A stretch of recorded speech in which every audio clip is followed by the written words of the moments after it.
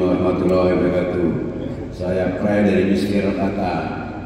Selamat buat Kak Seto. Kebetulan sahabat saya yang udah lama banget udah tutup, ternyata masih eksis terus. Keren, mantap. Semoga kamu sukses ya, Kak Seto ya. Ini ada kita tanyakan buat Pak Bisa juga nih. Ini kan judulnya bersahabat anak-anak ya.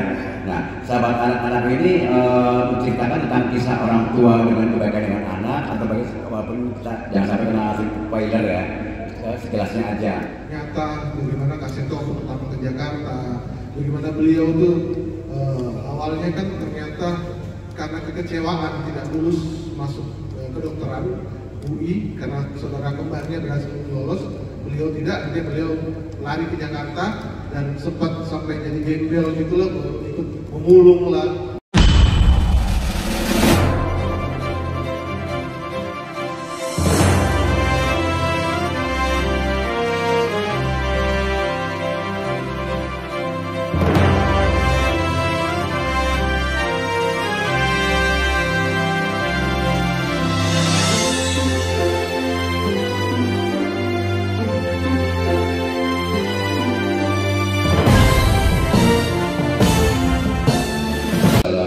Warahmatullahi wabarakatuh.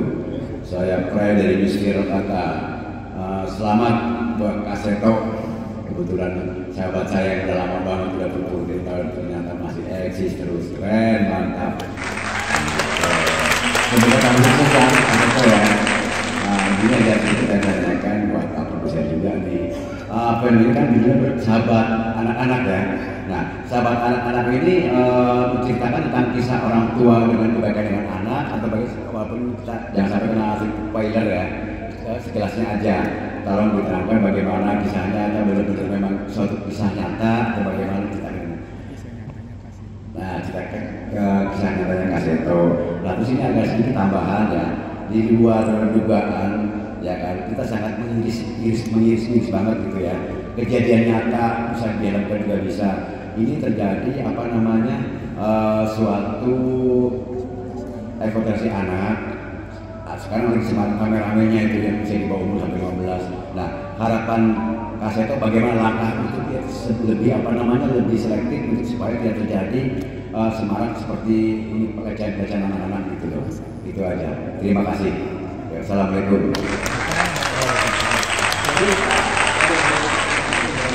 Ini cerita film ini memang awalnya itu sebenarnya biografi kisah nyata bagaimana Kak Seto pertama ke Jakarta, bagaimana beliau tuh awalnya kan ternyata karena kekecewaan tidak lulus masuk kedokteran UI karena saudara kembarnya berhasil lolos, beliau tidak, jadi beliau lari ke Jakarta dan sempat sampai jadi gembel gitu loh, ikut memulung lah, ikut jadi anak jalanan, dan akhirnya bertemu dengan Pak Kasur, dan Pak Kasur lah yang menjadi mentor beliau untuk menjadi sahabat anak akhirnya sampai masa sekarang.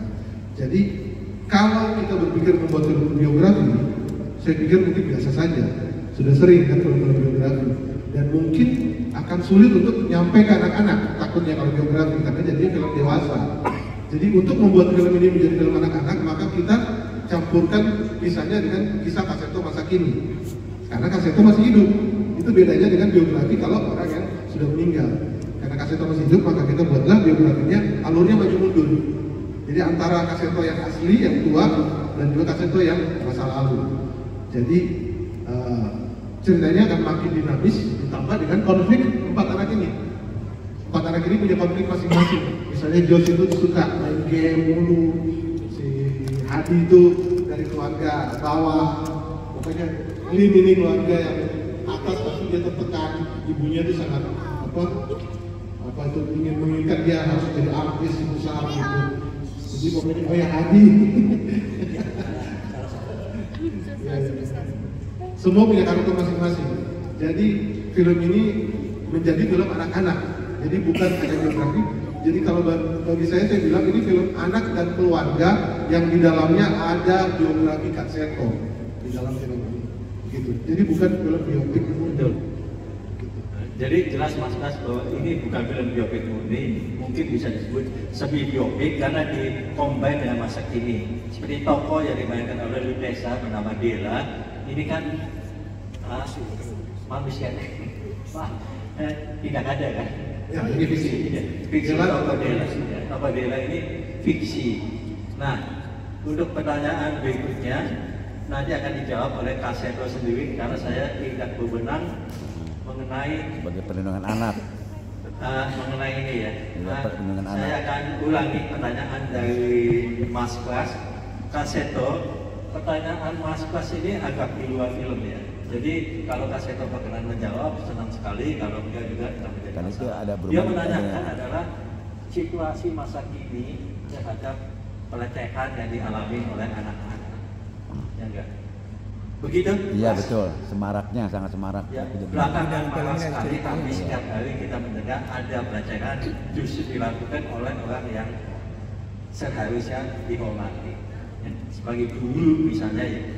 Oke, silakan Kak Seto. Iya, baik. Saya kira justru sangat berkaitan dengan film ini. Iya. Film ini judulnya Sahabat Anak, mengkampanyekan semua orang menjadi sahabat anak. Jadi beberapa kegiatan sudah kami lakukan, bahkan sebelum kami mendorong lahirnya LPAI, Lembaga Perlindungan Anak Indonesia tahun 98, yang kemudian sempat kami beri nama populer Komnas Perlindungan Anak, tapi kembali ke nama LPAI. Dan LPAI ini juga yang mendorong lahirnya Undang-Undang Perlindungan Anak tahun 2002, mendorong lahirnya lembaga negara yang bernama KPAI, Komisi Perlindungan Indonesia, dan kemudian kami juga mendorong lahirnya Kementerian Perlindungan Anak pada waktu kami jadi panelis debat presiden, calon presiden antara Ibu Mega dan Pak SBY. Nah, waktu itu kami lontarkan kepada kedua beliau, lalu Pak SBY yang menyatakan kalau saya terpilih, insya Allah saya akan bikin Kementerian Perlindungan Anak, tapi mungkin digabung dengan kementerian yang sudah ada sebelumnya karena tidak mudah membentuk kementerian baru. Nah, ini juga kami mulai tahun 86. Waktu itu kami mengusulkan nama Polsana, Polisi Sahabat Anak, yang kemudian diambil alih oleh Mabes Polri, lalu diberi nama Polsana pakai K. Tapi kami yang mencanangkan supaya polisi menjadi idola anak-anak karena banyak ibu-ibu yang waktu itu menakut-nakuti anak.